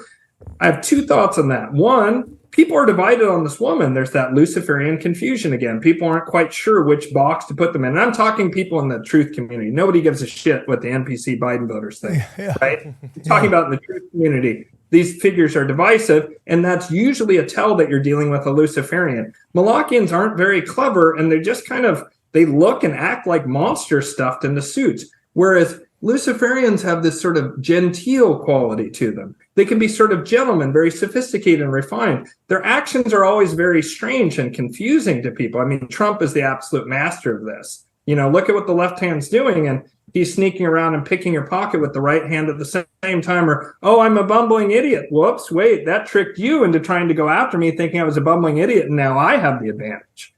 That's the way the Luciferians operate. And so I think that he put this woman in either because she herself is a Luciferian, because I've seen a lot of division on Twitter about this woman, or, and this is the more likely of the two, she is a Molochian, and Musk brought her in basically to get pressure off his back from Davos, and he'll leave her in for like a year. And he said, if she doesn't do what I want, I'll fire her. He did say that. And I think that this time next year or thereabouts, he'll fire her and replace her with a free speech ringer that'll help Trump win. You know what? We have somebody who's a friend of the show. He does some work for me. I'm not going to say his name, but he worked with that woman, and he says that she is insanely good at her job. Like, she's really good. Like, everyone freaking out about her. It doesn't know what they're talking about, that this person's a very good person. So, and I consider him a friend. We talk all the time when I'm on the East Coast. We see each other. So I consider him a friend, and he's done great work with me. So for me. And, when he says, I kind of trust on what he's saying, because he knows her. He's worked for her. I don't know if it was directly under her, but he speaks very highly of her. So we'll wait to see what happens. And I do agree with you, man. I just, I think it's like, it's like when I do stand up, man, I'm pretty edgy. I do something called 2 for me, 1 for you, right? Where I'll do 2 jokes for me that really pushes the line. Then I'll do 1 joke that's kind of gives you a moment to breathe and easily digestible. So I think that's a part of life, that there is this game that people need to understand. There's a game to be played. And when you spend $44 billion on something, you can't just burn all the bridges. You have to figure out a way to play ball. And I'm not saying that Elon Musk is perfect, or we shouldn't watch everybody with skeptical eyes. I would always do it. Even no matter who you love, if you really love all the things that RFK Jr. is saying right now, because you think he's right, I would always, if history's told you, don't trust anybody, make them prove it to you all the time. Don't just give them the benefit of the doubt, because it's easier. Like, I like him, and then you can just go back to watching The Real Housewives of blah, blah, blah. Man, if anything the last 7 years have taught you is you got to keep your eye on the prize. You have to always be watching. The days of just like showing up every 4 years and voting and acting like you've done your job to save everything. It's like, I think you have to go down to these city councils. You have to go down to these board of education. Like, my kids are about to get in school. I know. Why don't you homeschool your kids? I would love to do that and do 7 podcasts. That'd be the greatest thing in my life. I would have 0 time, and I'd be mentally more mush than I am right now. So you're going to be at the PTA meetings? All the time. He brought up something, though, that I think is that you grapple with, Sam. I know I do. He mentioned the NPC Biden voters, and I think that's why they're like, you always say, I don't know who's voting for Biden. You don't think a lot of people are, and I feel like a lot of people are, and they're these NPC people. That's why you can't relate to them. You don't understand them. No, I mean, I really do think, because I don't know. I see a lot of dumb people out there who are interested in that guy. So if you tell me, there's a bunch of NPCs in LA, Chicago, San Francisco, most and of them New are York, in government. I would say, yeah, that totally makes sense to me, because these people are reacting in a way that says they're not living any real life. They're not taking their life, their daily struggle to live with safety, to be able to pay for their food, pay for their bills. They're struggling right now, but they keep voting for the same people. Okay, you can tell me in San Francisco that, you can tell me in LA that, and you can tell me in New York that, because that's where these people all flock to. It's like NPC Mecca, right? Programming. But on the whole, Johnny, and this is for another conversation. I'm not going to go long on this, because I want to get back to whatever Ian wants to talk about some more, but because I love this conversation, is that on the whole, I have never seen any kind of swell for Joe Biden. But that's what my point is, and he's the one that brought this up, is that I think if it's the NPCs doing it, you're not going to see, they don't show up to rallies and stuff, because they're not moved that way. They're just programmed to, So hey, I used to kind of think, like, where the fuck are these fools? Call Uber. 4 out of 10 are wearing a mask. Yeah. Those are the NPC guys that are voting. And like he says, those people aren't going to rallies. They're in their fucking Uber, working their struggle 9 to 5. I still don't. It doesn't show up on the internet either. He doesn't are you get serious? these numbers. He doesn't anywhere. Well, he doesn't get 88 million. That's the thing. Is like they've Nobody added it. That's right? what I'm Like, saying. 30 million. Sure, there's 50 million or whatever, 40 million Biden voters. That's a fuck ton of people, guys. That's 1 in 7 people. That's a lot of people, and it's half the people who vote or whatever, or 40% of the people vote. They just padded it by whatever they needed to beat Trump. That's the thing. It's like that election. Look how There's many no way that Democrats was. there are. There's still way, by a margin, especially in the big states, more Democrats than Republicans registered, even now. Sure, but there's more independents than there are Republicans or Democrats, and they almost all lean center right. There's no way that Not the here, independents but, came out droves for Biden, nor did black people in frickin' Wisconsin come out 90% for Biden, crushing the 75% margin that Obama had because they wanted to vote for segregation. I agree with you, Ian. That's what that people just. This is the whole thing, Ian. With and this is to me very Molochian. Is the whole thing is to convince you not to believe your eyes, not to believe your ears, and not to believe your experiences. And this is it. This is the whole thing. It's like this is the rainbow colored revolution. This is the cultural Marxism is a completely flipping of everything we know. This is what they're doing, including that you believe the guy who came out on the first poll seventh in the Democratic primary was the guy who got the most votes ever by any president ever of all time. That's what you're telling us. I do need to get going here in a minute because it's my son's 8th grade graduation. So I do need to go. Congratulations. Oh, yeah. We got to thank you. finish this conversation. I feel like we just got started. I agree, man. I would love to come back on. And actually, Sam, I would love to have you on because I want to talk about the importance of humor as a spiritual tool to transform things, and specifically something called the chalice of laughter. It's something to do with one of the angelic go, dude. Let's do it. I would love to have you on and just like the show be about you and your experience and how you got started in comedy, all that stuff. I would love to have you on. So I just want to put that out there. Yeah, let's do it. What I really want to end with here, man, I really wanted to talk about angelic magic in there somewhere, but didn't have a chance. We'll get back to that at some point. But I want to talk about this phenomenon and lead with that, which is black pilling, right? So we're in the truth community and like we're looking at this Molochian stuff and like I saw this thing on the internet a long time ago where someone says the deeper you dig, the darker it gets. If that's not the fucking best metaphor for the truther experience, I can't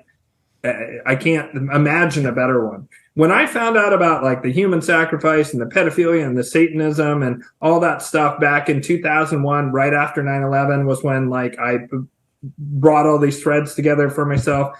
I was like super motivated / super depressed and just crushed by the knowledge I had.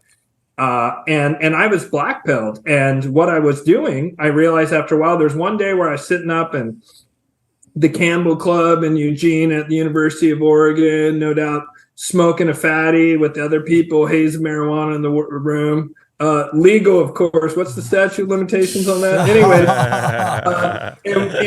someone I was talking about, oh yeah, blah blah blah, Vatican Masons, blah blah blah. I didn't have the term Molochians, but the satanic black magicians, blah blah. And someone was like, well, I don't know, blah blah. And I was like, no, blah blah blah blah. I have spirit knowledge and literally my astral sight turned on for a second, and I saw coming out of myself black lightning.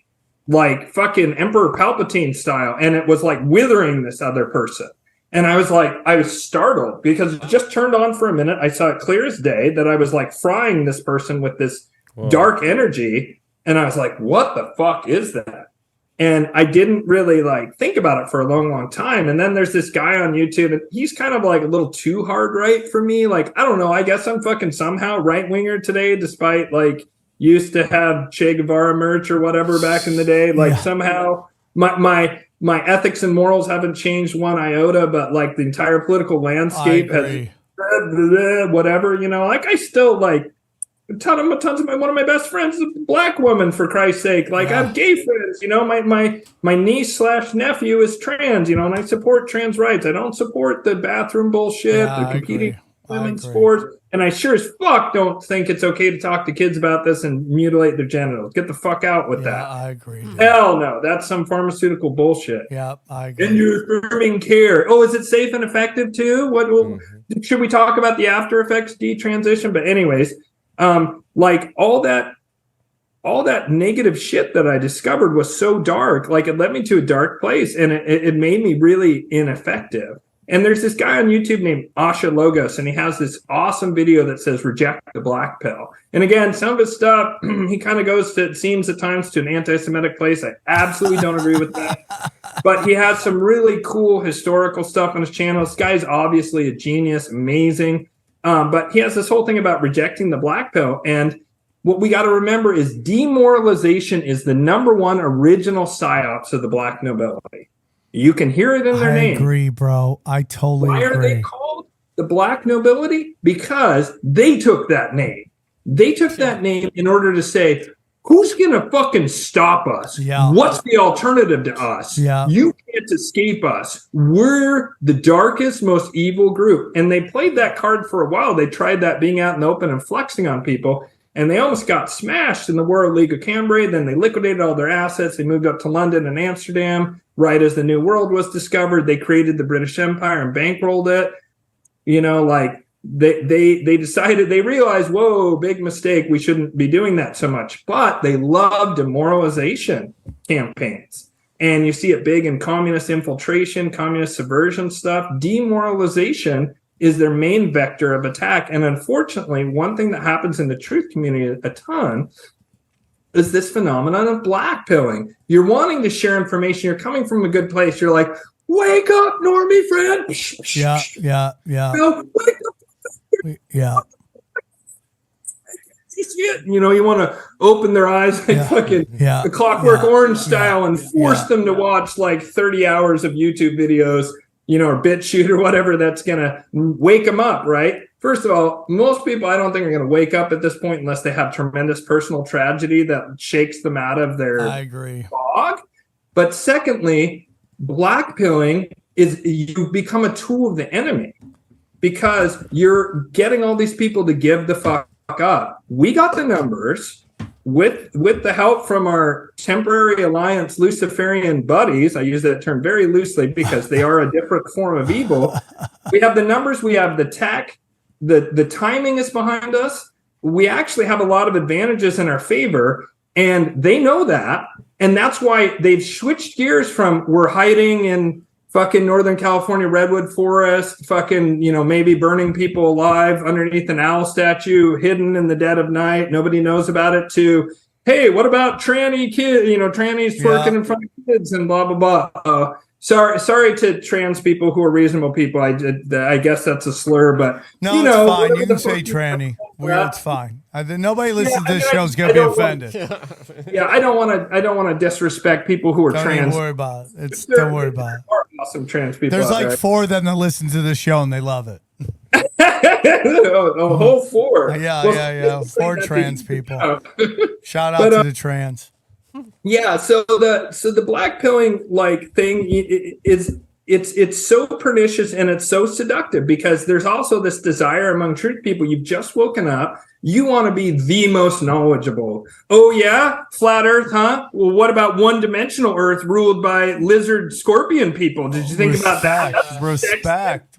Baddest, fucking dopest theory I've ever heard. Yeah. And that's why all this is happening is because the scorpion reptile people from the first dimension.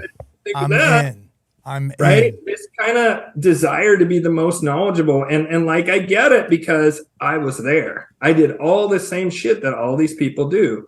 But I'm here to tell you, as Gandalf said in Moria to Frodo, there are other forces at work in the world than just the will of evil. It's fucking truth. This channel is living proof of it, right? Johnny, oh man, brother, what's your other co-host name? Xavier Guerrero, XG we call him. Yeah, XG. all three of you gentlemen are literally doing God's work. That's why I want to have you on the show to talk about that, Sam, at some point, that chalice of laughter and like how it comes from the angelic realms. Amen. But I can even tell you a series of synchronistic things happened. Like, I'm just going to tell this brief story real quick. That I was channeling the virtues. They're the angels of prophecy and healing. And they showed me this big, elaborate vision. And then they go, pay attention to this next part. And they showed me the symbol. And I'm like, it gave me chills and it freaked me the fuck out because it looked a lot like a nuclear mushroom cloud. And I was like, what the fuck is that? And I got scared. And then I was like, no, they've said there won't be a nuclear holocaust. There won't be like a hyper deadly virus will be released. There won't be like nanotech that goes out by itself. They've told me all the spirits on earth are going to prevent those things from happening. Respect. Right? But what is this? It looks just like a nuclear mushroom cloud. And I was like, man, are they going to nuke Ukraine or Taiwan or what? And this was last summer. I then, 2 weeks later, I get this weird text from a guy. He's like, hey, is this Ian? And I'm like, okay, who is this? And they go, I watch your show. And I'm like, that's great, but who is this? And he said something else, and I said, you need to identify yourself right now or I'm going to just block you, right? Because I had a bunch of scammers, you know. I gotcha. Who is this, right? And so he goes, okay. And he tells me his name, and I'll just say, shout out to you, Al, if you're listening to this. And he goes, hey, check this out. I want to learn angelic magic from you. And he sent me a picture of his angelic magic altar. But then he sent me exactly the image I had seen. And I mean exactly. Wow. It was like wiggling flames and stuff. And I go, holy shit. I go, what is that? And he goes, it's the burning bush, brother, like Moses. And I go, whoa. So that guy introduced me to someone who then I taught angelic magic to as part of a group. And one of the things I did was want to get more exposure to the channel. And I bet you right after I ended that ritual is when you somehow found my tiny ass channel and caused it to blow up because I had like 500 subs at the time or something ridiculous. And you somehow found it. I don't know how. But that then led to a chain of meeting more and more and more and more people. And I'm now, and I'm not like trying to brag. I'm rubbing shoulders with some people who like move trillions of dollars a day or have. Damn, dude. Serious. I'm not fucking kidding. I don't mean they're trillionaires themselves. I mean, they administered it. And people high up in the tech world. And there are people who are most high aligned who are working on incredible projects that are just going to really, really change things. And I guess I can't talk about it. I have to be sorry. I have to be a little bit like careful about talking about it. Do it. Cliffhangers. Let's go. But there's people working on projects that are just absolutely amazing. And I mean, they're real. They're 100% real. Like I stake my life on it, 100%. And they're working on projects to completely change things in the world. And so don't fucking give up hope.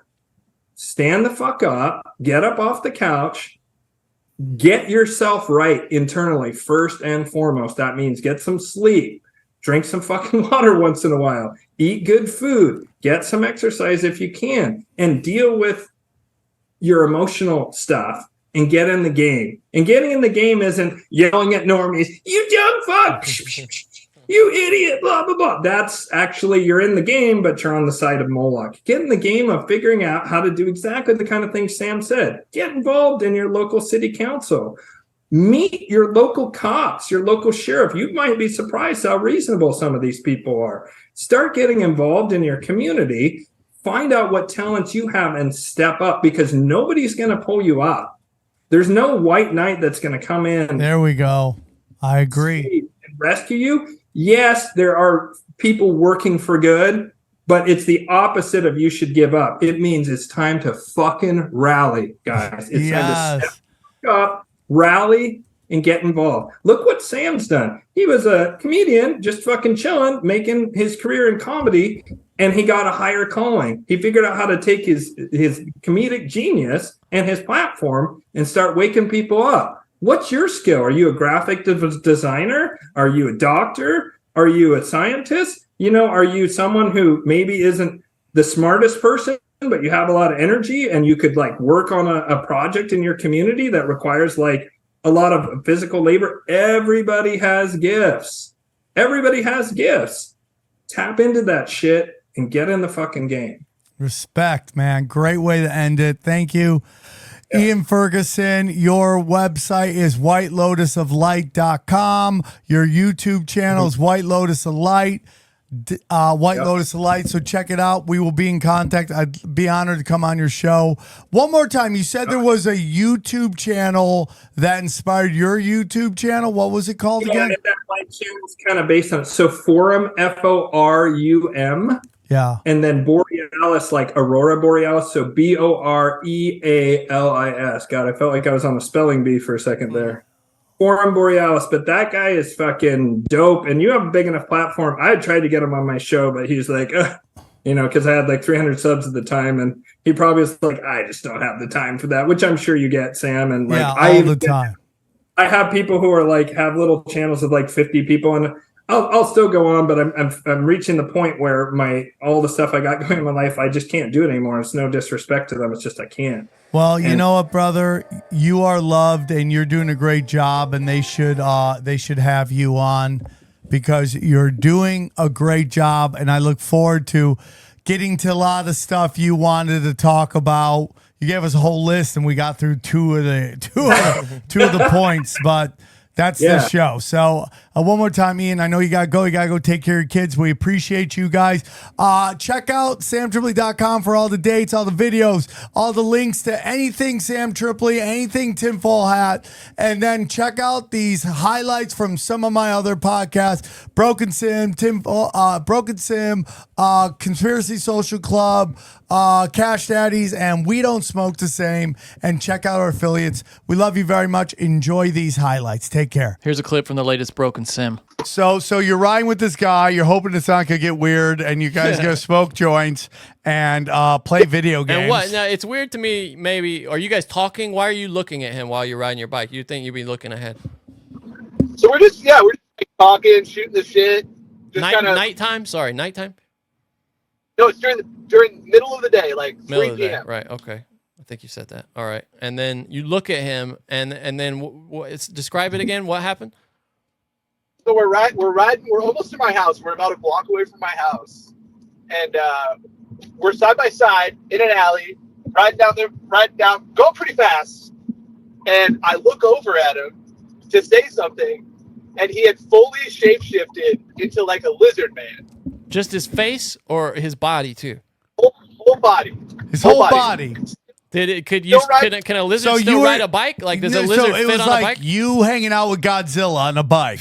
Like, does he have his little claws around the handles? Like what? Like I can vividly remember the tail, like hanging off the back of the seat. And I have to ask well, what you kind of lizard? Hold on, real quick. What kind of lizard did he look like? Did he look like? Was it like the lizard people from Flash Gordon? You remember the lizard people from Flash who had their eyeballs in their mouth? Yeah. You remember that? What kind of lizard was it? Iguana? Alligator? I'm not too familiar with the reptile species, to be honest with you. Come on, Sam. Okay, go on. So he fit on the bike though as a lizard, like his little legs were pedaling and everything. Totally fit. Same height, everything. And I have to ask you, do you have a history of any, let's say, dissociative episodes or any schizophrenia, any hallucinations, waking hallucinations, flashbacks from LSD, anything like that?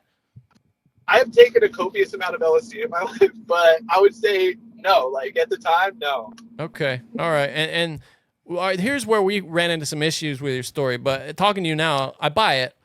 Why did you not ask him, like, hey, dude, what happened when you turned into a fucking lizard like 5 minutes ago? Bro, dude, you were like, God, I wish you were just gay. Now you're a lizard, bro. Like, yeah, you didn't go, hey, dude, are you a fucking lizard, bro? I honestly was kind of scared, and it like shocked me, and I honestly didn't even believe myself. Like, oh, really? When I saw it, I was like, there's no way that was like real. And then the more that I thought about it, and as the years went on, like, pretty sure that was a real situation. No, you did. What? So after you guys played video games, like, how paranoid were you smoking weed, playing video game with this guy, going like, oh, this dude's gonna eat me? We pretty much got to my house, smoked weed, and then I was like, yo, I got some shit to do. I gotta get going. I gotta go to the store. Was he weird with you at all? Did you clock that he might have noticed? that you No. noticed? I don't think so. Okay. And did, when you looked, was it like was he fully lizard or was he like morphing slowly? Full on, like Full full on. on lizard person. And then you look away and then you look back, or were you afraid to look back? Like, what was that like? Did you look back again and then he's a human again? Yeah, pretty much. Like I looked at him, and then I was like, "There's no way that was real." And I kept riding, and then I looked back, and he had changed back into the person. And here's a quick sneak peek of Conspiracy Social Club. Enjoy. Once a patriot, always a patriot. No, I'm a patriot. If the CIA came to me and wanted help, look at me. Yeah. I'm your boy. Hold on. Hey, Langley. I'm your boy. Oh, by the way, that soundbite will haunt you for the rest of your life. That will be played in perpetuity. Good. CIA, no bueno. Not in. Don't come a-calling. Daddy's not home. All right, guys, real quick before we're done, we want to tell you about all of our affiliates. It's a great way to support the show. As you know, fiat money is chaos. Okay, fractional reserve banking, dangerous. The best way to get out of it is precious metals, in particular, silver and gold, and that's why we're working at Wise Wolf, okay? Wise Wolf, silver and gold. Just go to samtripoli.com or samtripoli.gold, and you could join, and he's hooking you up. They got great that you can either buy single time or you can sign up for their program where you can buy up to $500 a month. I'm doing it. I hope you can too. We also have everybody at Eagle Research. That's right. Eagle Research, AquaCure Mobile, Model AC50 brown gas, hydrogen brown gas. The guy who makes it says it's secure. People are using it. Check it out. Just go there, use the promo code tinfoil hat, 3 words, and get a discount. Go back to the main page, Sam Tripoli. You will get, you get a discount with the promo code tinfoil. And then our good friends over at Haley Ray CrystalShop.com. Go to the promo code is Swarm15. Get 15% off all your crystals, all your quartz, all you name it. What do we got here? Look at all this stuff. All this stuff. All the best. You can do it right there. It's all part of the best crystal shop on the internet. Jewels, bracelets, clusters, you name it. Oh, look at that. Look at that. Candles, you name it. You got it. Swarm 15. Thank you for supporting the show. We love you. And thank you so much for your support. Check out this clip from the latest Cash Daddies. When these dollars are repatriated eventually, once you become the world's reserve currency and you stock all these central banks, what happens when if you start losing the world's reserve status, especially if you're not backed by anything? I think we're going to find out what happens when those trillions are repatriated. And that's a scary thing. Right. You're right about Jerome Powell, man. He raised interest rates quicker than any dude I've ever seen, man. Quarter basis point every 2. Yes. And he still may do it again. But I don't know. I'm kind of glad he did it. Because you don't want to see the economy could have gone bad quickly. I mean, people were just you had employment at an all-time high, or unemployment at all-time low, and they still are jacking up credit cards, but it got real crazy for about a year. So hopefully he gets this thing under control and we don't go back to seeing those 17-18% interest rates, where the only thing they're good for is if you want to put cash into a CD. So I agree with that. I definitely think they chose to keep the dollar strong over bailing out the U.S. economy. I think they've made the U.S. economy secondary to the world's reserve currency status. And that is the goal of the central bankers. So I agree with you. I think that they did somewhat stave off a hyperinflation. I don't know if we actually would reach hyperinflation, but they did put inflation somewhat in check. But it's if you look at the budget deficit fight, whatever that was, the fight that they just had, we're going to continue to borrow. We're going to continue to print. I shouldn't print, but we create new currency digits out of thin air. We're going to continue to do that into infinity. We've reached what is it? How is it? Like 130% of debt to GDP. Yeah. I mean, that's only happened like in 1946, it was 119%, and then it dropped. I mean, that was the only time there was weird fluctuations after wars. But it was, 1960s 40%, 1970s 45. It never broke that. And even the 90s were fine. And then you start seeing this massive uptick in the national debt, and that's just unsustainable. I don't know how. At what level of debt to GDP are we going to, be classically bankrupt as a country? I know we have a printing press, unlimited, but that just mathematics eventually. We go deep, homeboy. Aaron, open your mind. Drink from the fountain of knowledge. There's lizard people everywhere. That's some interdimensional shit. Wake up, Aaron. This is only the beginning. Dude, you just blew my mind. Tinfoil hat.